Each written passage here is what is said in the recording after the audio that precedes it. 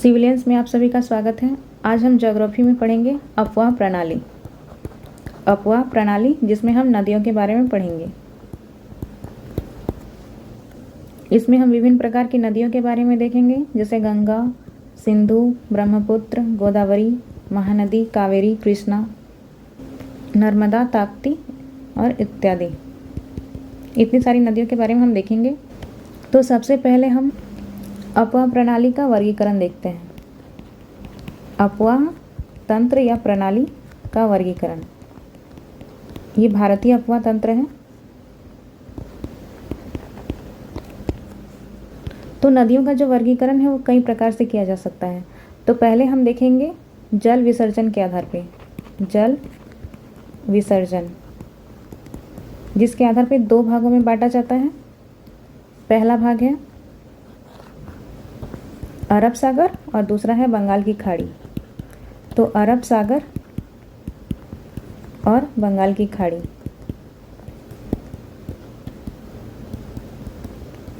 तो इसे दो प्रकार से बांटा जा सकता है। जितनी नदियां जो है वो अरब सागर में गिरेंगी वो अरब सागर का अपवाह तंत्र कहलाएंगी, अपवाह तंत्र। और जो नदियां बंगाल की खाड़ी में जाकर गिरेंगी वो बंगाल की खाड़ी की अपवाह तंत्र कहलाएंगी, अपवाह तंत्र। और कुल अपवाह क्षेत्र का जो लगभग 77% जल है या भाग, ये बंगाल की खाड़ी में विसर्जित करती है, बंगाल की खाड़ी में। और बाकी बचा जो 23%, सॉरी 23%, 23 ये जाके अरब सागर में गिरती है। तो एक बहुत बड़ा मात्रा जो जल का है वो बंगाल की खाड़ी में जाके गिरता है और मात्र 23% ये अरब सागर में। तो देखते हैं बंगाल की खाड़ी में कौन कौन सी नदियाँ प्रवाहित होती हैं। तो देखिए बंगाल की खाड़ी में गिरने वाली नदियाँ, तो ये पहला है यहाँ से ब्रह्मपुत्र और गंगा जो यहाँ पे मिल जाती हैं। उसके बाद तो गंगा और ब्रह्मपुत्र यहाँ पे मिलते हैं और यहाँ पे मेघना नदी इसका नाम हो जाता है। तो यहाँ पे जाके ये बंगाल की खाड़ी में गिरती है। फिर यही गंगा से विभाजित होती है एक नदी जो हुगली नदी है। उसके बाद यहाँ से स्वर्ण रेखा जो झारखंड से बहती है। उसके बाद बैतरनी नदी, उसके बाद ब्राह्मणी, ये सब उड़ीसा में है। उसके बाद महानदी, ये भी उड़ीसा में। उसके बाद गोदावरी, फिर कृष्णा, फिर पेन्नार, उसके बाद पल्लार, यहाँ पे कावेरी और उसके बाद यहाँ पे वैगई। ये सबसे दक्षिण भारत की नदी वैगई को ही बोला जाता है, अर्थात ये सबसे दक्षिण में है वैगई नदी। और उसके बाद हम देखते हैं अरब सागर में गिरने वाली नदियाँ। ये देखिए ये है अरब सागर में गिरने वाली नदियाँ। तो ये कौन कौन सी नदी है देखते हैं पहले हम। पहला है लूनी नदी। ये तो अरब सागर में नहीं गिरती बल्कि ये कच्छ के रण में ही यहाँ पे विलुप्त हो जाती है, गुजरात में। उसके बाद यहाँ पे गिरने वाली है अरब सागर में साबरमती, फिर नर्मदा, ताप्ती। उसके बाद एक मीठी नदी है, ये सब इम्पॉर्टेंट नहीं है। उसके बाद मांडवी नदी जो कि गोवा में बहती है। उसके बाद जुआरी नदी, जुआरी नदी पे ही जुआरी ब्रिज बना है गोवा में। उसके बाद शरावती नदी, ये कर्नाटक से निकलती है।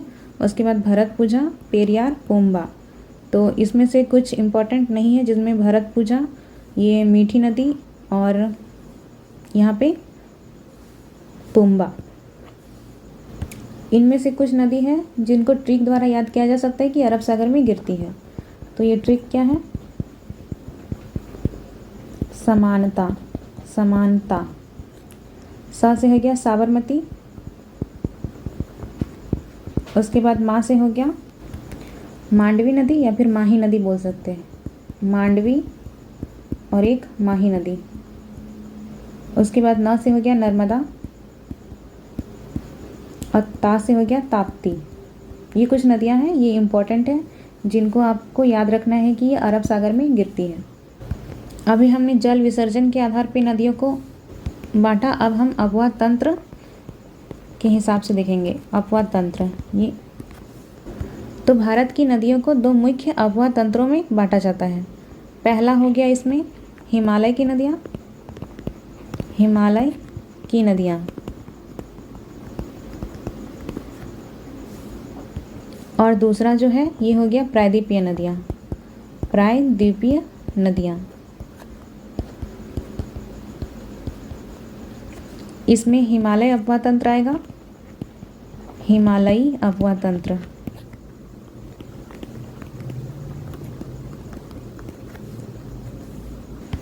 और इसमें प्रायद्वीपीय अपवाह तंत्र। अपवाह तंत्र। तो अपवाह किसे कहा जाता है? तो किसी निश्चित वाहिका के माध्यम से, वाहिका के माध्यम से जल का प्रवाह,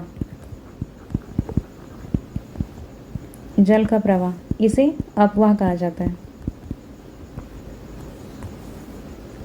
और इन वाहिकाओं में जो जल होती है, ये वाहिका हो गया, और इन वाहिकाओं में जब जल होता है इसे ही अपवाह तंत्र कहा जाता है। अपवाह तंत्र। तो सबसे पहले हम हिमालय की नदियाँ के बारे में देखते हैं। हिमालय की नदियाँ, तो ये नदी 12मासी होती है। 12मासी अर्थात 12 मास में ही इसमें जल रहता है, या फिर साल भर भी बोल सकते हैं, साल भर। इन्हें वर्षा से तो जल मिलती ही है, साथ ही साथ ये ग्लेशियर के पिघलने से भी जल प्राप्त करती है। ग्लेशियर, ग्लेशियर, जिसके कारण इन नदियों में वर्ष भर जल रहता है, वर्ष भर जल। और ये नदियाँ जिस भी मार्ग से होते हुए बहती है, अर्थात अपने प्रवाह मार्ग में, प्रवाह मार्ग, इसमें भारी मात्रा में सिल्ट और बालू लाती है, सिल्ट और बालू। और ये जो नदियाँ हैं अपने मध्य और निचले भागों में, मध्य और निचले भागों में गोखुर झील का निर्माण करती है। गोखुर झील, ये गोखुर झील क्या होता है? तो मान लीजिए ये कोई नदी है जो इस प्रकार से प्रवाहित हो रही है, और जब ये इस प्रकार से प्रवाहित होती है तो इधर अपने साथ बहुत सारे अवसादों को लाती है, और यह अवसाद धीरे धीरे इधर किनारों पे जमा हो जाते हैं, और उसके बाद धीरे धीरे ये रास्ता, ये वाला जो नदी है यहाँ पे, ये धीरे धीरे इसको छोड़ते हुए, इस रास्ते को छोड़ते हुए इधर मिल जाती है, और यहाँ पे ये अवसादों के कारण ये बंद हो जाता है, ये वाला बंद हो गया। तो ये वाला जो पानी बचा यहाँ पे, ये झील का निर्माण कर लेती है, और इसे ही गोखुर झील कहा जाता है। और ये जो नदी है वो सीधी प्रवाहित होने लगती है इस प्रकार से। और हिमालय से जो निकलने वाली नदियाँ होती हैं, ये अपने मुहाने पर डेल्टा का निर्माण करती है, मुहाने पर डेल्टा का निर्माण। और ये डेल्टा जो है ये काफ़ी उपजाऊ होता है, उपजाऊ। तो सबसे पहले हम गंगा नदी तंत्र के बारे में देखते हैं। गंगा नदी तंत्र। तो गंगा नदी तंत्र में हिमालय से निकलने वाली नदियाँ और प्रायद्वीपीय से निकलने वाली नदियाँ, ये दोनों ही शामिल होती है, हिमालय तथा प्रायद्वीपीय, प्रायद्वीपीय नदियाँ ये दोनों ही शामिल होती हैं। और इसका जो कुल क्षेत्रफल है, कुल क्षेत्रफल गंगा नदी तंत्र का, ये कितना है? 8.6 लाख वर्ग किलोमीटर। तो ऐसा कहा जाता है कि जो गंगा नदी है वो गौमुख से निकलती है। गौमुख के निकट जो गंगोत्री हिमनद है, अर्थात ग्लेशियर, गंगोत्री ग्लेशियर या हिमनद, वहाँ से निकलती है। लेकिन यहाँ से जो है ये भागीरथी नदी निकलती है, भागीरथी नदी। और ये नदी जब जाके अलकनंदा में मिल जाती है तब इसका नाम गंगा कहलाया जाता है, कहा जाता है, अलकनंदा। और ये अलकनंदा कहाँ से निकलती है? तो आइए देखते हैं। तो जो ये अलकनंदा नदी है, ये कहाँ से निकलती है? संतोपत ग्लेशियर से। ये मान लीजिए संतोपत ग्लेशियर है, संतोपत ये ग्लेशियर है। और यहाँ से अलकनंदा नदी निकलती हुई विष्णुप्रयाग में, यहाँ विष्णुप्रयाग है, यहाँ पे ये धौली गंगा से मिलती है, धौली गंगा। उसके बाद अलकनंदा नदी ये आगे बढ़ती हुई ये चली जाती है नंदाकिनी के पास, ये नंदाकिनी। ये एक नदी है, नंदाकिनी नदी। और यहाँ पे ये नंदा नदी, ये जो नंदाकिनी नदी है ये यहाँ पे नंद प्रयाग में जाके यहाँ पे अलकनंदा से मिल जाती है। ये अलकनंदा है और यहाँ से ये नंदाकिनी नदी यहाँ पे नंद प्रयाग में मिलती है। उसके बाद अलकनंदा नदी आगे बढ़ती है और इधर से पिंडार नदी ये आता है और यहाँ पे कर्ण प्रयाग में मिलता है, कर्ण प्रयाग। उसके बाद अलकनंदा नदी आगे बढ़ती है और इधर से गंगोत्री ग्लेशियर जो कि गौमुख के पास है, गौमुख, यहाँ से भागीरथी नदी निकलती है और ये जाके यहाँ पे अलकनंदा नदी से मिल जाती है। और ये कहाँ मिलती है? तो रुद्रप्रयाग में, सॉरी माफ़ कीजिएगा, यहाँ पे ये देवप्रयाग में मिलती है, देवप्रयाग। इस इमेज को देखिए यहाँ पे है बद्रीनाथ और यहीं पे है संतोपत ग्लेशियर, यहीं से निकलती है अलकनंदा नदी। और ये अलकनंदा नदी अत्यधिक गहरी है, इसी के कारण इसका नाम अलकनंदा ही पड़ता है, चाहे इसमें कोई भी नदी आके इधर से मिलती है। पहले यहाँ पे धौली गंगा ये आके यहाँ पे मिलती है विष्णु प्रयाग में। ये आप कैसे याद रखेंगे कि जो धौली गंगा है ये विष्णु प्रयाग में मिलती है? तो देखिए ये है अलकनंदा, ये है धौली गंगा और ये है विष्णु प्रयाग। इसे आप पहले करेंगे डी से, धौली गंगा का डी और उसके बाद अलकनंदा का ए और विष्णु प्रयाग का वी, तो DAV। ये एक ट्रिक हो गया, DAV। उसके बाद अलकनंदा नदी आगे जाती है, उसके बाद इधर से नंदाकिनी नदी आती है और ये नंदाकिनी नदी नंद प्रयाग में जाके यहाँ पे मिलती है। अब इसे कैसे याद रखेंगे कि ये जो नंदाकिनी है ये नंद प्रयाग के पास ही मिलती है, तो इसका नाम से ही पता चल जाता है कि नंदाकिनी नदी है ये नंद प्रयाग में मिलती है। नंदा यहाँ नंद, ये ऐसे हो गया। उसके बाद अलकनंदा नदी आगे बढ़ती है और यहाँ से पिंडार नदी, ये पिंडार नदी आके यहाँ पे कर्ण प्रयाग में मिलती है। तो इसे कैसे आप याद रखेंगे कि पिंडार नदी कर्ण प्रयाग में मिलती है अलकनंदा से? तो देखिए कर्ण, ये हो गया कर्ण, कर्ण मतलब हो गया कान। कान में हम क्या पहनते हैं? पिंड, तो पिंड जैसा ही कुछ पहनते हैं, तो इससे हो गया पिंडार। तो पिंडार नदी कहाँ मिलती है? कान, कान से कर्ण, तो कर्ण प्रयाग, ऐसे आप याद कर सकते हैं। उसके बाद आगे है, आगे ये अलकनंदा नदी आगे बढ़ती है, उसके बाद यहाँ पे रुद्रप्रयाग में मंदाकिनी नदी से मिलती है। तो इसे कैसे याद रखेंगे कि रुद्रप्रयाग में मंदाकिनी नदी जो है ये अलकनंदा से मिलती है?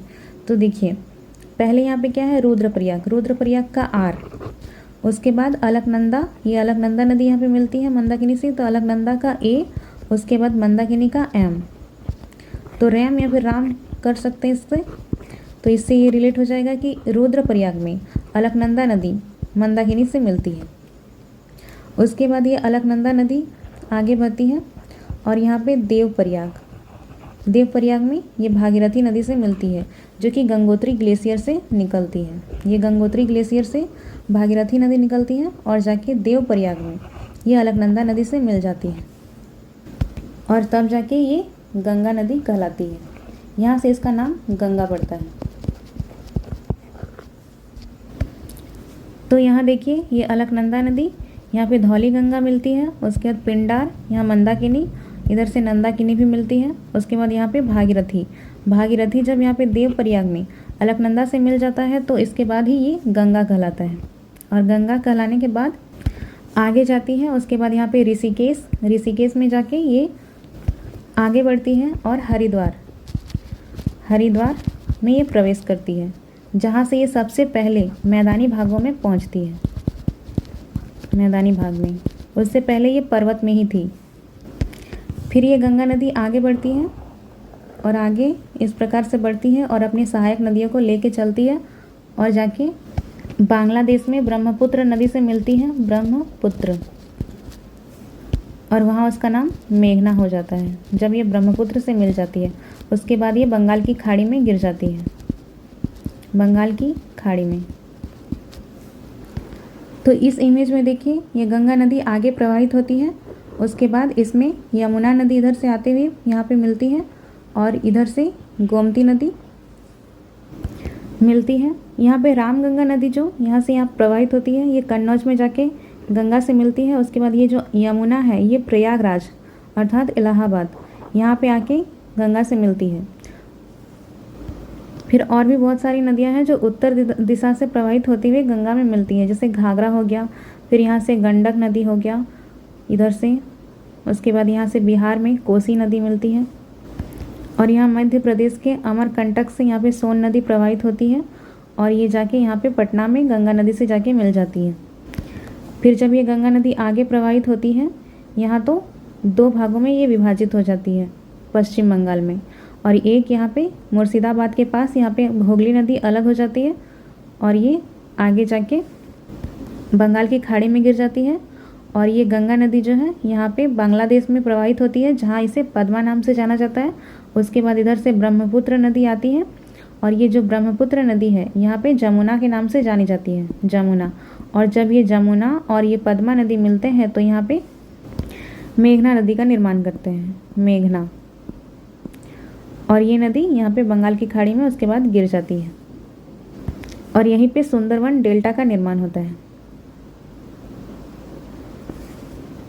और ये सुंदरवन डेल्टा ये पश्चिम बंगाल और बांग्लादेश दोनों में ही पाई जाती है। सहायक नदी हो गई। उसके बाद दूसरा रामगंगा जो कि कन्नौज में मिलती है गंगा नदी से। उसके बाद तीसरा गोमती, उसके बाद घाघरा, फिर गंडक, और ये बिहार में मिलती है गंडक नदी, इसमें गंडक परियोजना भी चलाया जा रहा है। और उसके बाद कोसी, कोसी, फिर महानंदा,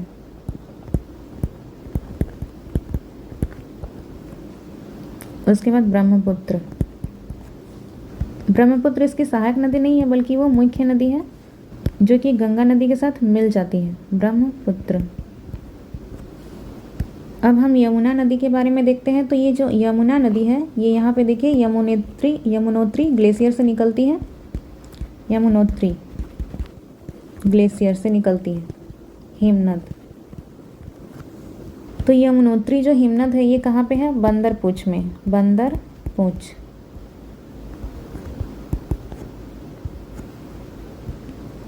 उत्तराखंड के बंदरपूछ।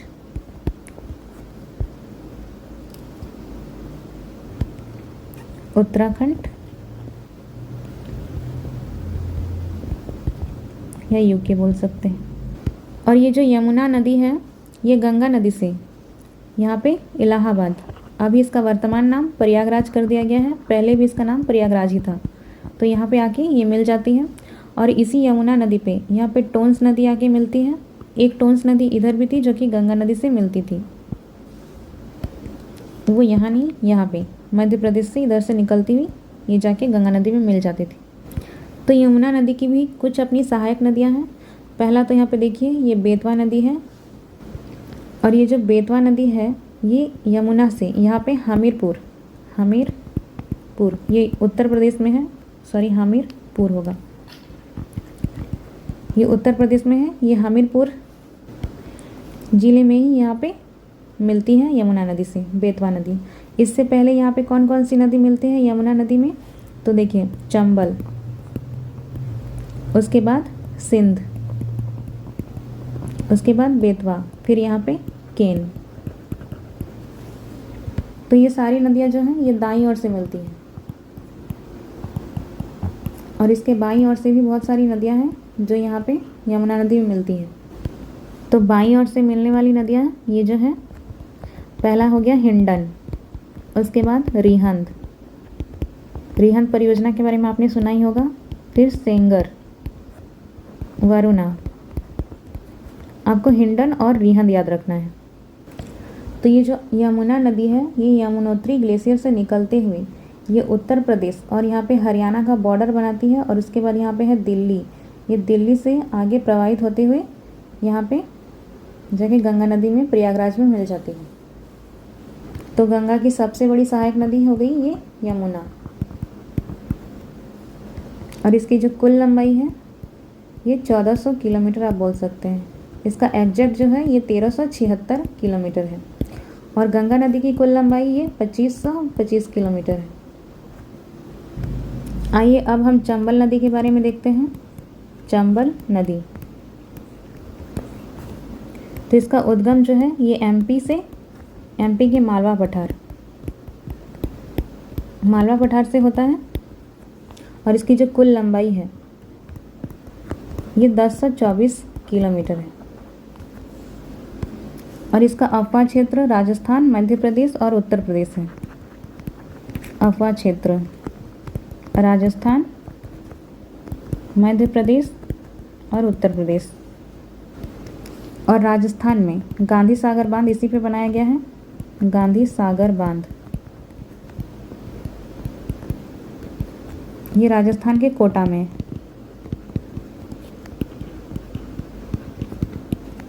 गांधी सागर बांध। अगला है गंडक नदी। गंडक नदी ये दो नदियों के मिलने से बनती है। पहला तो काली गंडक और दूसरा त्रिशूल गंगा। त्रिशूल गंगा। और ये कहाँ से निकलती है? तो ये नेपाल हिमालय से निकलती है। नेपाल हिमालय से। नेपाल हिमालय में भी कहाँ? धौलागिरी और माउंट एवरेस्ट के बीच।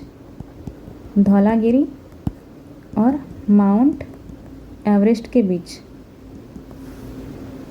और ये नेपाल हिमालय से निकलने के बाद बिहार का जो पश्चिमी चंपारण जिला है, पश्चिमी चंपारण जिला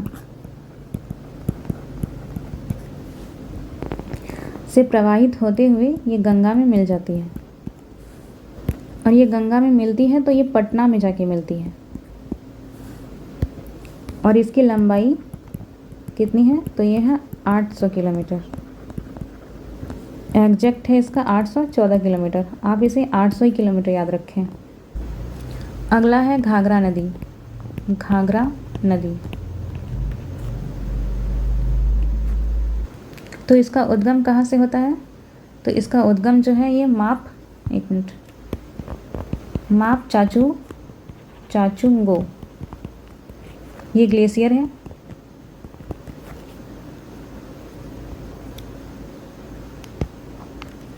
ग्लेशियर ये इससे निकलती हैं और बिहार के छपरा में जाके ये गंगा नदी से मिल जाती है। उसके बाद अगला है कोसी नदी। कोसी नदी तो इसका उद्गम कहाँ से होता है? तो इसका उद्गम तिब्बत में माउंट एवरेस्ट के उत्तर से होता है। माउंट एवरेस्ट के उत्तर से।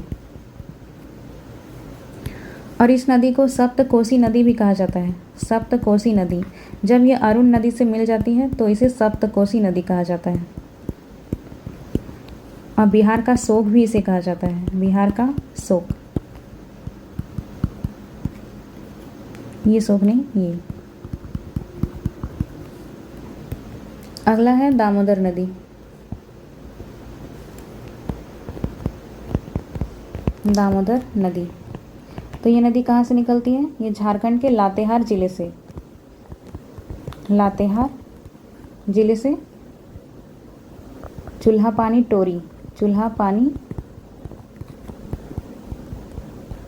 टोरी से निकलती है। और इसकी सहायक नदी कौन है? तो इसकी सहायक नदी जो है ये मुख्य सहायक नदी बराकर है। और इसे बंगाल का शोक के नाम से भी जाना जाता है। बंगाल का शोक क्योंकि ये भी पहले बंगाल में काफ़ी ज़्यादा मात्रा में बाढ़ लाती थी, जिसके कारण इसे भी बंगाल का शोक कहा जाता है। और इसी पे डीवीसी का निर्माण किया गया है, दामोदर वैली कॉरपोरेशन। और इसका मुख्यालय कहाँ है? ये कोलकाता में है मुख्यालय।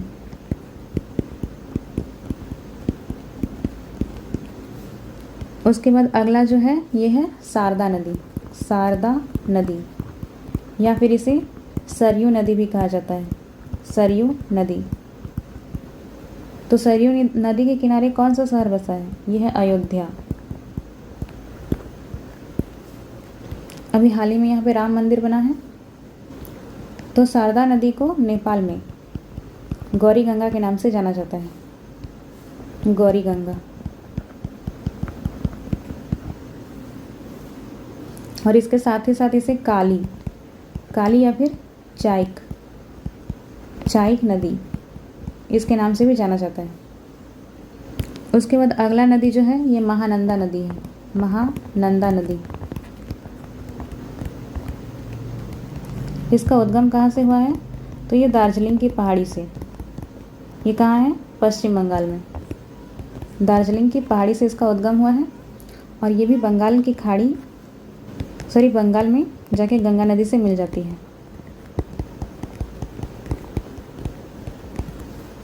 और इसकी एक विशेषता ये है कि ये गंगा के बाएं तट पर मिलने वाली अंतिम नदी है। गंगा के बाएं तट पे अंतिम नदी। उसके बाद अगला है सोन नदी। सोन, तो इसका उद्गम कहाँ से हुआ है? ये अमरकंटक की पहाड़ियों से, अमरकंटक। और ये उत्तर की ओर प्रवाहित होते हुए झारखंड, उत्तर प्रदेश से प्रवाहित होते हुए बंगाल में, बंगाल नहीं, बिहार में ये पटना के पास गंगा नदी से मिल जाती है। तो ये गंगा नदी तंत्र है, ये आज यहाँ पे समाप्त होती है, गंगा नदी तंत्र। और इसकी जो PDF है ये आपको कहाँ मिलेगी? इसकी जानकारी आपको इस नंबर पे कॉल या मैसेज करके पता चल जाएगा। 620 619, उसके बाद 327 फिर 7। इस पे आप कॉल या मैसेज कर सकते हैं। आज के लिए इतना ही। Thank you.